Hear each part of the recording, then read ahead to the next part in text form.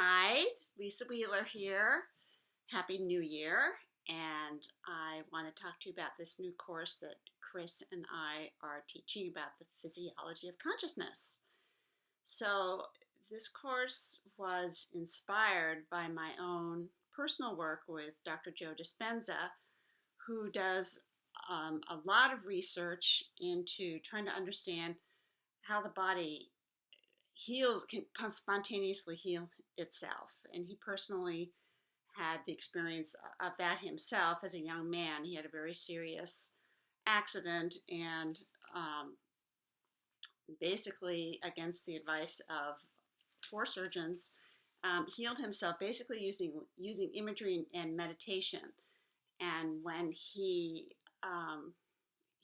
told himself if he could heal himself, he would figure out what the heck happened. So he has done some really interesting work, and he now runs very large seminars where people come with very severe um, illnesses, kind of like at Sharon's. People would come when it didn't seem like there was any other hope. Well, he's one of those kind of people.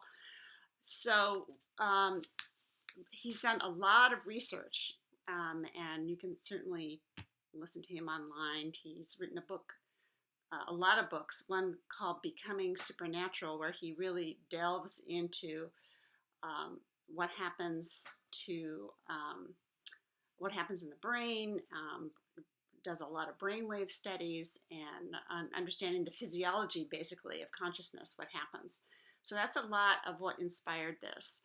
So, of course, as I was learning from him and having my own personal experience, I thought, well, why can't we contribute to this with IMT, with the wonderful work that we've learned using our hands? So that's what this course is about. So the basis of this course really is built around the concept of microtubules as the basis of consciousness. And so what the heck are microtubules? That's basically the cytoskeleton of your cell. It holds the shape, and it facilitates a lot of the physiologic processes in the cell. And two really interesting researchers, Dr. Roger Penrose and Stuart Hameroff. Roger Penrose is a physicist, a British physicist, and Stuart Hameroff is an MD, and together they did a lot of research on microtubules having this quantum effect. And it's it's very complex, more than I have the capacity to explain here. But the basis is that, okay, so the basis of health, let's back up here.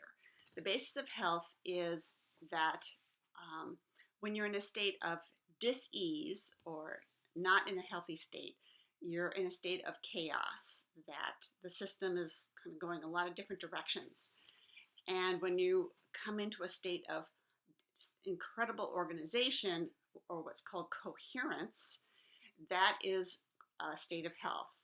And what Dr. Joe Dispenza found was when he would be studying people's brains, have them wear these caps that measure brain waves, that when they would go into a very, very intense level of coherence, they would have these dramatic healings. Tumors would disappear. Cancers would go away. I mean, just really dramatic. And I met some of these people. I was very like, wow, that's pretty amazing. Sharon did this kind of thing also. And you don't have to do this work to get the coherence. I think when you get into a very profound healing state, you create that kind of organization that the body can heal itself. Well, we're kind of taking it a step further and say, well, let's talk to those microtubules, which these two guys, Penrose and Hameroff, their theory is that that's where it all goes on. That this structure has the capacity, it responds to frequency, and it can be responding.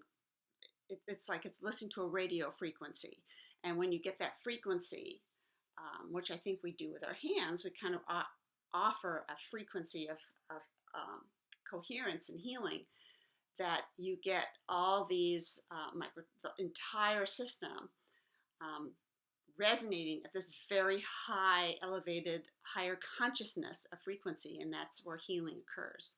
So that's my very simple explanation of it. These two guys certainly have had a lot of resistance in the scientific community, but they have stuck to their guns.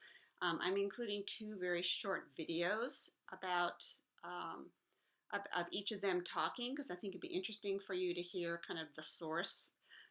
Very interesting, very smart men. So Roger Penrose is a British physicist. He's being introduced by extremely skeptical interviewer, which is interesting and doesn't faze Mr. Penrose at all. And then I have another short one with a TED Talk with Stuart Hameroff. And he has a lot of videos, a lot of much more longer, complex videos where he goes into the science. You can certainly listen to that. So another concept that's really interesting about microtubules, and I'm sure we've all experienced, is that when you can get into this a very profound healing state, you often have this intense detox. And the way Dr. Dispenza describes it is that literally it's like the microtubules are causing you to dump all the stuff that's basically been in your way. So that's when you can get these flu symptoms and just feeling really crummy. So what I've personally found with myself and with my clients as I created this material was that it felt like a shortcut. It's kind of facilitating the system to kind of come back into that organization, so that I didn't have to experience that detox in such an uncomfortable way. It can kind of move me further along. So I feel like these techniques are really supportive of helping the system stay in that organized state rather than kind of go back into incoherence. So that's like the meat of this course. So I'm just going to briefly kind of go over what the rest of the course is, because it's kind of about a lot of other things that really support that. Kris thought it would be really good to bring in just increasing our ability to receive, our receivers, because this is about being a little radio receiver to higher consciousness. And so there's a piece about kind of some advanced material for the eyes and the ears that has not ever been published. So some more good stuff for that. And then, let's see.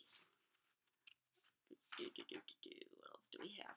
Oh, the pineal gland. The pineal gland, and Dr. Dispenza talks a lot about this. He has a whole chapter in Becoming Supernatural about the pineal gland and the amazing chemistries. That melatonin is a precursor to all these other chemical experiences. And it's basically the seat of the mystical experience. So it's like the ultimate radio receiver. So we have a lot of techniques to support that, to support coming into the experience of becoming this more precise receiver of higher consciousness. And as you're able to receive that and go into coherence, you create a more profound healing state, which is incredibly cool. So other things to support this journey. Nitric oxide. So we have a section on nitric oxide. So there's the pineal gland, microtubules, and then there's also the heart. So, I mean, as Kris is so good about talking about opening up the heart to increase consciousness, and certainly that is another foundational piece. And physiologically, what opens up the heart, what's happening is nitric oxide, which releases endothelium releasing factor, which is what gives you that experience of like, whoa, my heart feels so open, and yeah, feels so like, whoa, life is like so cool. That's nitric oxide facilitating that. So we have a whole section on increasing that kind of nitric oxide facilitation to take you into into higher consciousness energies. So I hope this little this little teaser will entice you to come and join us in February when we teach this course. And it's been a joy creating it, and look forward to seeing you there if you come.